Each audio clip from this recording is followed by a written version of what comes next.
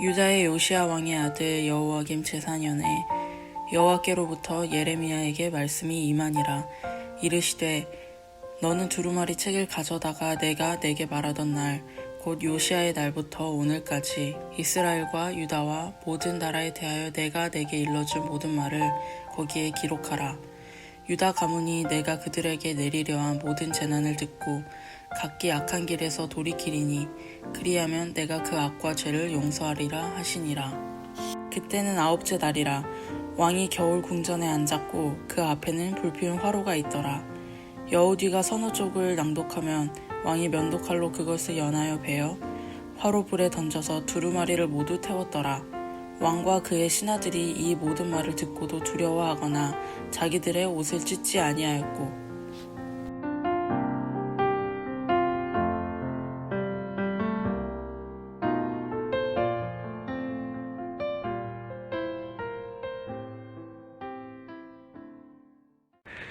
오늘 이 말씀을 중심으로 해서 제목이 뭐죠? 오늘 안 갖고 왔어요. 겨울 화로에 던져진 말씀이라는 제목으로 말씀 나누겠습니다. 뭐가 정신이 없네요. 그렇죠? 뭔가 이렇게 새롭게 들어오고 또 그러다 보니까 정신이 없고 또 1년이 다 지나서 그런지 저것도 마이크도 노후가 됐는지 이상한 소리를 빽빽 내기 시작합니다. 그런 것 같습니다. 오늘이 무슨 날이냐면 연종주일이라는 날입니다. 혹시 그거 아십니까? 연종, 1년의 마지막, 1년을 마무리하는 주를 우리는 연종주일이라고 이야기합니다. 이 말은 다음 주가 되면 여러분들은 한 살 더 먹는다는 겁니다. 축하합니다. 제가 제일 축하를 받아야 될 것 같습니다. 우리가 이맘때쯤이면 흔하게 이야기하는 것이 있습니다. 그것이 무엇이냐면 한 해를 되돌아보자 라는 말, 우리 한 해를 한번 돌아봅시다 라는 말을 우리가 흔하게 하게 됩니다. 자, 그럼 우리 한 해를 한번 돌아봅시다. 한번 눈을 감고 한번 한 해를 쫙 들어보세요. 어떤 일들이 있었나요? 좋은 일들이 많이 있었죠. 그렇죠? 감사할 만한 일, 좋은 일들 많이 있었죠. 근데 못지않게 안 좋은 일들도 뭐가 이렇게 많았는지 떠오릅니다. 다. 여러 가지 기억들이 납니까? 그 기억들이 한 30년 정도 뒤에 돌아보면 추억이 될 만한 좋은 기억들 혹은 안 좋은 기억들, 그런 것들이 여러분 안에 있습니까?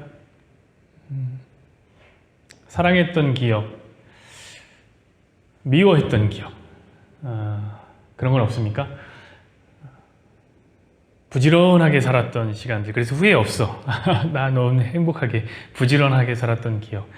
혹은 너무 게으르진 않나? 이때 더 부지런을 떨었으면 좋았을 텐데 하고 후회할 기억. 어떤 일을 했을 때 성공했던 기억과 이걸 했는데 실패했던 기억이 우리 안에 존재합니다. 그런 것 같아요. 여러분, 1년이라는 시간은 이런 여러 사건들이 모여서 1년이라는 게 만들어지는 것이고, 1년이라는 시간은 다양한 기억들이 모여서 1년이 되는 것입니다. 저는 이맘때면 그런 생각을 합니다. 우리 마음이나 우리 머릿속을 비워낼 수 있는 쓰레기통이 하나 있으면 좋겠다.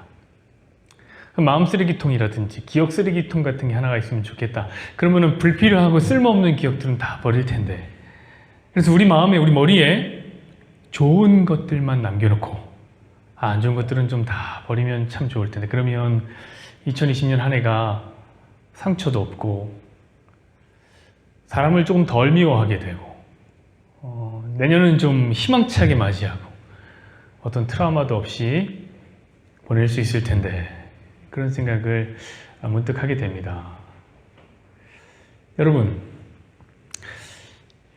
한 해를 맞이하는 이 주일에 여러분에게 하나 질문하고 넘어가야 될 것이 있는 것 같습니다. 그것은 무엇이냐면 그렇다면 우리 하나님과의 기억은 과연 어떠했는가? 우리 하나님과의 기억은 어떠했는가? 한번 돌아봐야 될 때가 아닌가 생각합니다. 우리 하나님과의 기억은 버리고 싶은 기억이었는지, 아니면 여기에 간직하고 싶은 기억이었는지, 혹시 생각나는 게 있어요, 여러분? 연종주의를 맞이해서 우리 성도가 무엇을 해야 하는가? 저는 그걸 해야 된다고 생각합니다. 우리가 하나님과 어떤 기억을 갖고 있는지 되돌아봐야 되는 시간이라고 생각합니다. 여러분, 오늘 본문을 한번 들어가 볼까요? 여러분, 오늘 본문은 매우 시각적인 본문입니다.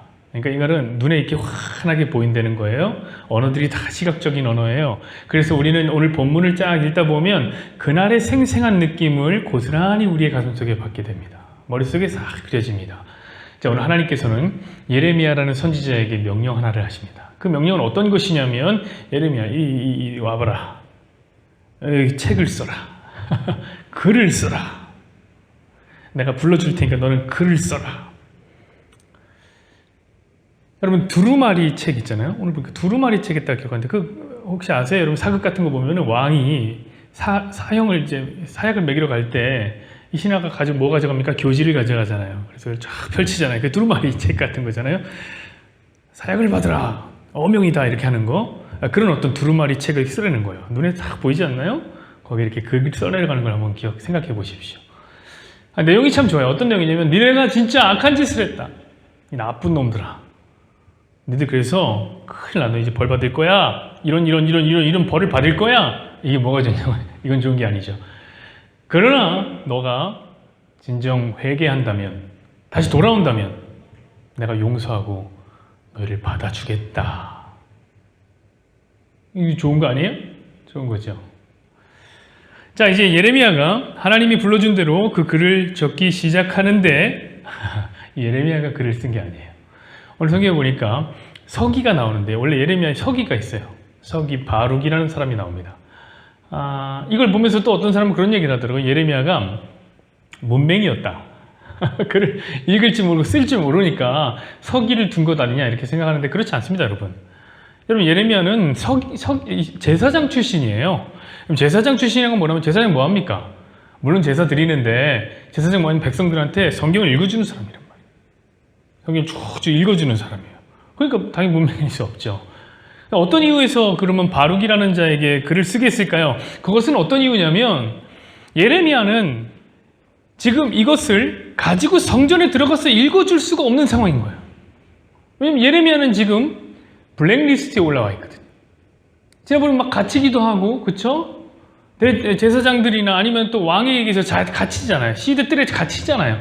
그런 것을 봤을 때 예레미야가 자기가 가서 선포할 수 없기 때문에 바룩이라는 사람한테 네가 적어라. 네가 적고 네가 보기 편한 대로 가서 읽으면 된다.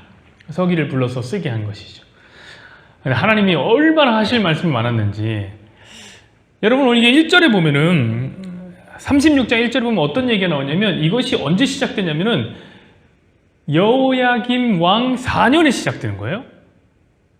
그런데 여러분, 이것이 언제 발표되는지 아세요? 이 바룩에 의해서 언제 성전에서 발표되냐면 여호야김 5년 9개월째 된 때, 이때 발표되는 겁니다. 여러분, 1년 9개월이 넘어간 거예요. 여러분, 보통 작가들한테 출판사가 글을 의뢰할 때는 거의 저작기 시기가 한 1년 정도를 봅니다. 1년 보면은 충분히 보는 거예요. 그러면서 1년 동안 이제 써달라고 이제 얘기를 합니다. 그러면 이제 머릿속에 있는 것들을 다 차근차근 이렇게 정리하면서 쓰기에 1년 정도면 충분한 거죠. 여러분, 근데 생각해 보세요. 지금 바룩이 적는 하나님의 말씀은 뭐냐면, 바룩이 머릿속으로 혼자 판단하고 생각해서 적어내는 게 아니에요. 그냥 부르는 대로 적는 거예요. 부르는 대로. 자, 그런데 1년 9개월이 걸린 거예요. 이게 얼마나 하나님이 하신 말씀, 구구절절한 하나님의 메시지. 너희들 잘못했다. 그러나 네가 용서를 빌면 내가 받아주겠다. 이 메시지가 기록이 됩니다. 두루마리 책이 쫙, 아마 쭉 펼치면 드르르 나갈 만큼 엄청난.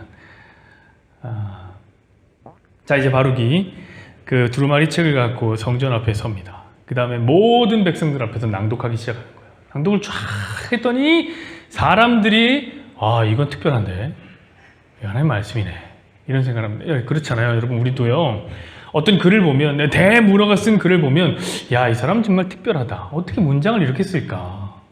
대단한 구사력이다. 우리가 지금도 셰익스피어나 톨스토이의 글 같은 걸 보면은, 이 사람 신계에 있는 사람인가 보다. 어떻게 이렇게 문장을 썼지? 어떻게 이런 스토리를 썼지? 지금 이런 생각을 한단 말이에요. 그래서 우리가 고전이라는 이름으로 보관하고 있지 않습니까? 그런데 하나님이 그 글을 썼다고 생각해 보십시오, 여러분. 그 글이 얼마나 아름답고 그 글이 때로는 얼마나 가슴을 때리는 그런 두려운 글이었겠습니까? 바로 이걸 읽어 내려가니까 사람들이 막 가슴이 벌렁벌렁. 야, 이거 어떡하냐? 우리 망하게 됐구나. 이걸 우리끼리만 들으면 안 된다. 그래서 어떻게 하냐면 이 두루마리를 가지고 누구에게 갑니까? 당시의 왕이었던 여호야김 왕에게 가져다 가는 거죠. 그리고 이제 22절이 시작되는데 이제부터는 완전히 드라마입니다. 영화예요, 영화. 보실까요? 22절. 그때는 9째 달이라 왕이 겨울 궁전에 앉았고 그 앞에는 불피운 화로가 있더라. 자, 겨울이더라. 그림을 그려보세요. 여러분, 이스라엘도 겨울 추워요. 두꺼운 거 있고요. 9째 달이라고 했는데 우리는 12월 뭐 이때부터 겨울 시작인데 우리랑 반대라고 생각하면 됩니다. 이들은 9월이면은 겨울이죠. 마치 영화의 한 장면이나 드라마 한 장면처럼 왕자의 게임 이런 드라마의 한 장면, 북쪽을 다스리는 스타크 가문, 그 왕이 탁 검은 하나 꽂고 앉아있고 앞에 불을 쫙 피워놓고 주변에 신하들이 쫙 앉아있는 그런 그림 아닙니까? 뭔가 멋있죠. 그런 그림을 딱 연출합니다, 하나님이. 겨울입니다. 불 피워놓고 불 쬐고 있어요. 근데 그 앞에서 하나님이 적어주셨던 그 두루마리 책을 읽기 시작합니다. 23절에 보세요. 여후디가 서너 쪽을 낭독하면 왕이 면도칼로 그것을 연하에 베어 화롯불에 던져서 두루마리를 모두 태웠더라. 그럼 어떤 얘기입니까? 자, 여후디라는 사람이 그 책을 탁 낭독하는 거예요. 그럼 서너 쪽 읽으면 가져와봐. 면도칼로 샥 베어갖고 그걸 화로에 태우는 거예요. 그럼 화로가 확 타오르겠죠? 그것이 이제 다 타기 전에 또 읽기 시작합니다. 또 가져와봐라. 쫙 베어서 또 던져요. 그 내용이 엄청 길었기 때문에 아마 그날 밤 그들은 잠을 못 자고 이걸 해야 될지도 몰랐어요. 화로에 불이 꺼질 틈이 없이 계속해서 불태웁니다. 그래서 어떻게 합니까? 하나님의 말씀을 모두 불을 태우더라. 충격적이죠. 근데 더 충격적인 건 24절입니다. 24절 뭐라고 써 있습니까? 이렇게 기록되어 있습니다. 왕과 그의 신하들이 이 모든 말을 듣고도 두려워하거나 자기들의 옷을 찢지 아니하였고. 자, 여러분, 이 왕과 이 신하들이 하나님의 말씀을 모두 태우고도 그들은 멀쩡했습니다. 두려움도 없고 뭔가 양심에 찔림도 없고 가책도 없고 고민도 없고 그냥 멀쩡하더라. 평소와 같더라. 여러분, 사람의 마음을 가장 화나게 하는 게 뭔지 아세요? 진짜 사람한테 복수하고 싶으면 어떻게 해야 되는 줄 아세요? 여러분, 멀쩡하게 잘 사세요. 어떤 사람이 되게 의미 있게 생각하는 일을 너무 아무렇지도 않게 의미 없게 받아들이면 그거 진짜 화나요. 그거 아십니까? 하나님이 지금 구구절절하게 하나님의 메시지를 쫙 써서 읽어줬는데 그거를 면도칼로 잘라 다 태우고 아무렇지도 않더라. 여러분, 예전에 그 장기하라는 가수가 나는 별일 없이 산다 라는 노래를 했습니다. 거기 보면 그런 가사가 있죠. 내가 깜짝 놀랄 만한 얘기를 해주마. 아마 네가 두 다리 쭉 뻗고 자지를 못할 거다. 네가 굉장히 불쾌한 얘기를 해주마. 그게 뭐냐면 나는 별일 없이 산다 이거사. 뭐 특별할 게 없다. 자, 어떤 얘기냐면 남녀가 사랑했는데 아마 이 남자가 질질 끌려다니다가 끝까지 매달렸던 것 같아요. 그리고 헤어졌습니다. 이 여자가 어떤 생각을 할까요? 저 남자 나 때문에 힘들어하겠지? 고민스러워하겠지? 어떻게 남자가 아니 나 멀쩡해. 나 별일 없이 살아. 그게 그 여자의 마음을 제일 힘들게 하는 거예요. 자, 보십시오. 오늘 하나님의 말씀이 야, 제발 돌아와라. 이걸 의미 있는 거야. 너 나에게 돌아와라. 근데 아무렇지도 않아요. 보고도 가책도 없고. 여러분, 저는 오늘 이 본문에 나오는 이 겨울이라는 단어는 매우 문학적인 의미를 가진 장치라고 생각합니다. 그것은 어떤 거냐면 하나님을 향한 그 냉담함, 하나님을 향한 그 냉소적인, 그 무관심한 이런 시대 상황이 겨울과 같은 것이 아니었을까? 그러니까 여호야김 왕의 마음이 바로 겨울이었다. 차디차게 식어버린 여호야김 왕의 마음, 그것이 겨울이더라. 근데 여러분 문득 그런 생각을 한번 해봅니다. 어떻게 이 왕이 이럴 수가 있을까? 아니 아무리 악해도 그렇지. 여러분 여호야킴이라는 왕은 유대인이 아닙니까? 그 뭐 어디 뭐 딴 나라 사람이에요? 바벨론 사람이에요? 아니 유대인이 어떻게 하나님의 말씀을 불태울 수 있습니까? 여러분 생각해 보세요. 유대인이 어떤 존재입니까? 하나님의 말씀이 나오다가 여호와라는 이름이 나오면 그걸 제대로 부르지도 못하고 쓰다가 보면 샤워하고 와야 되는 그런 사람들이 바로 유대인들인데 어떻게 그걸 불에 태울 수 있냐고요. 유대인의 왕이 이해가 안 가는 거예요. 이런 생각할 수 있죠. 아니 그거 뭐 하나님의 말씀으로 안 받아들인 거 아닙니까? 아니 지금 다른 사람들은 다 그 얘기를 듣고 오 이건 특별하네, 이건 하나님 메시지네 하고 가져온 거란 말이에요. 자기만 아니라고 생각해요? 게다가 이 말씀 누가 준 겁니까? 예레미야라는 선지자가 준 거예요. 여러분이 예레미야라는 선지자는 그 여호야김 왕의 선대 아버지 요시야 왕 때부터 활동하던 선지자입니다. 여러분 요시야 왕이 어떤 사람이죠? 요시야 왕은 이 남유다에 성군이 2명 딱 있었다고 그래요. 한 명은 누굽니까? 우리가 잘 아는 히스기야 왕. 또 다른 왕이 누구예요? 바로 요시야라는 왕이에요. 이 요시야 왕은 종교개혁을 했던, 감행했던 왕입니다. 자, 그가 8살에 처음으로 왕위에 올라요. 8살이 뭐 할 수 있겠어요? 아무것도 할 수 있는 수렴청정하는 거죠. 정신 못 차리고 있다 16살 때 분명히 하나님 말씀 탁 듣고 빵 깨닫고 어떻게 합니까? 하나님 위해 살아야 되겠다. 결심하고 종교개혁을 시작합니다. 그의 나이 20살 때. 그의 나이 20살 때. 저는 39이고. 그는 20살 때 종교개혁을 시작합니다. 여러분, 그때 함께 동행했던 사람 누구냐? 그의 동역자가 누구냐? 바로 예레미야예요. 그러니까 그는 정치적인 힘으로 밀어붙일 때 종교적으로 뒷배가 되어줬던 사람이 바로 예레미야입니다. 그러니까 한마디로 얘기하면 이 요시야 가문에는 목회자가 되는 사람이 바로 예레미야. 그럼 여러분, 예레미야가 그 아들인 여호야킴을 얼마나 잘 가르쳤겠어요? 목사라니까. 요시야는 그 아들 여호야킴을 얼마나 잘 가르쳤겠어요? 아니 종교개혁을 국가적으로 하는 양반이 자기 아들은 그냥 내깔게 뒀겠습니까? 그렇게 잘 가르치는 아버지가 장로님 같은 왕이요. 목사님이 예레미야 같은 훌륭한 목사님인데 거기서 이 여호야킴이 태어나더라. 여러분 여호야킴이 어떻게 이럴 수 있죠? 말씀을 어떻게 태울 수가 있습니까? 저는 이런 거 보면 그런 생각을 해요. 인간이 참 존재가 비참하다. 사람들은 교육하면 사람 변화시킬 거라고 생각해요. 교육 열심히 하면 사람 변화될 거라고 생각해요. 진짜 큰 착각이에요. 착각이에요. 여러분 요시야 왕에게서 여호야킴이 나오는 거예요. 여러분 성군이라고 하는 히스기야 왕에게서 남유다 역사상 가장 최악의 왕인 므낫세가 나오는 거예요. 여러분 너무 교육하지 마세요. 아무리 봐도 제가 하나님께 맡겨드림이 최고인 줄 알아요. 여러분 자신감 하나님께 맡겨드리십시오.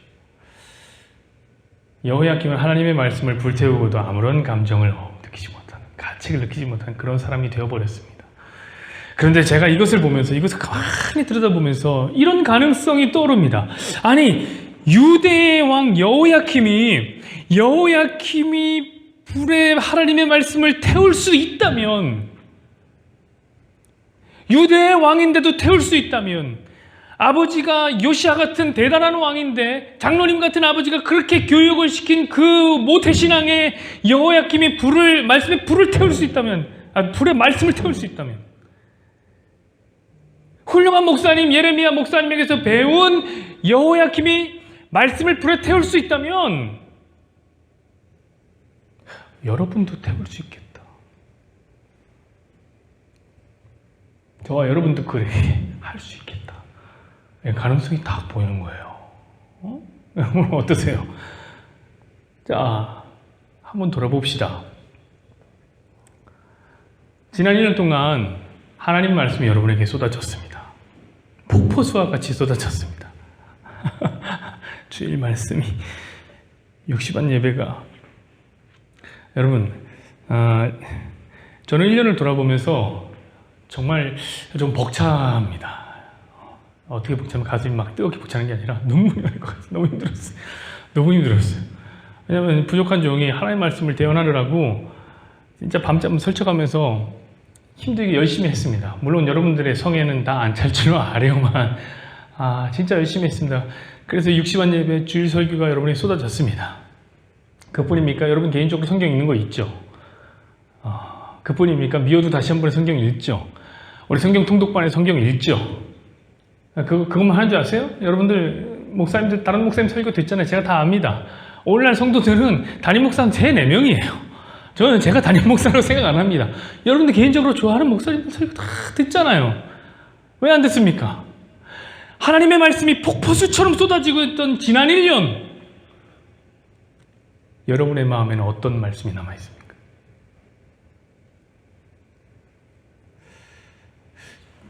들으면서 다 태운 거 아니에요? 다 태워버린 거 아니에요? 아니 그래도 여호야킴은 듣고 여우디야 읽어라. 듣고 태우고 듣고 태우고 그랬다 하면 여러분 듣지도 않고 그렇게 다 태워버린 거 아니에요? 제가 그런 가능성을 본 거예요. 우리의 마음도 하나님을 향해서 너무나 냉담하고 우리의 마음도 하나님을 향해서 너무나 냉소적이고 하나님께 무관심하여 하나님 말씀이 떨어졌는데 그냥 내 추운 마음을 녹이는 정도로 그 말씀을 땔감 삼아서 우리 앞에 화로에 던지고 있었다면 그리고도 아무렇지도 않다. 그리고도 1년이 지난 이 시점에서 아무렇지도 않다. 어떤 말씀이 남아있지 않지만 아무렇지도 않고 그 하나님 말씀이 떨어질 때마다 가책도 없고 고민하는 것도 없고 근심되는 것도 없고 하나님의 말씀이 우리를 찌르는 칼처럼 찔렀는데 우리의 마음에 폐부에 찔리는 것도 없이 그냥 멀쩡하다. 나는 별일 없이 산다. 그럼 여러분 여호야킴 우리가 여호야킴이지 뭐. 그렇지 않나요? 혹시 오늘도 말씀을 듣고 계신 여러분들 오늘도 말씀을 듣고 계신 여러분들이요. 말씀을 지금 불러 태우고 있는 거 아닙니까? 여러분들이에요. 말씀 맺겠습니다, 여러분. 저는 여러분들이 말씀을 태우지 않았으면 좋겠어요. 말씀을 먹었으면 좋겠어요. 뭐하러 태웁니까? 먹을 것도 없는데. 저는 여러분들이 말씀을 태우는 자가 아니라 말씀을 먹는 자가 되었으면 좋겠어요. 저는 여러분들이 말씀을 태워서 죄로 날려버리는 자가 아니었으면 좋겠어요. 저는 여러분들의 마음에 밭에 하나님의 말씀이 잘 박힌 목과 같이 팍 박혀있길 소망합니다. 자, 오늘은 연종주일입니다. 그리고 참 놀랍게도 오늘 겨울입니다. 뭐가 놀라워? 연종주일이면 겨울이지 뭐. 하필 우리 또 겨울입니다. 자, 이 겨울 한 해 마지막을 맞이한 저와 여러분들이요. 과연 하나님 말씀이 여러분을 살리고 있습니까? 하나님 말씀이 저와 여러분을 세우고 있습니까? 하나님 말씀이 우리 안에 남아 있습니까? 우리 한 해를 그렇게 한번 잘 돌아보면서 마쳤으면 좋겠습니다.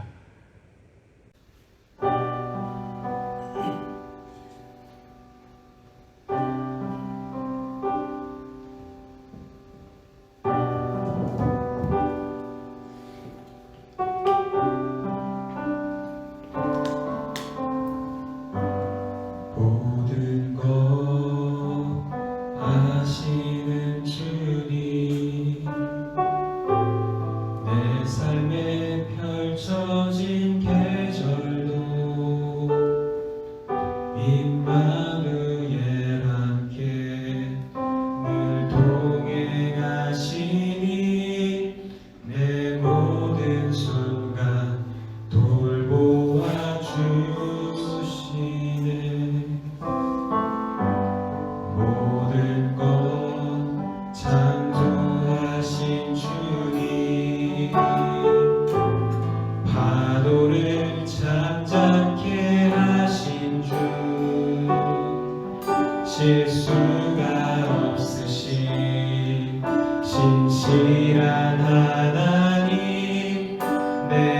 모든 순간 풍성케 하시네.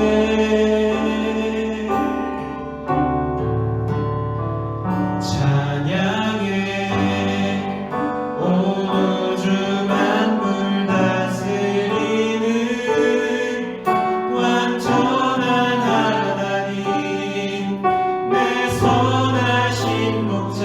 찬양해 합력해 주뜻 이루시는 위대한 하나님, 사랑의 인도자 예수.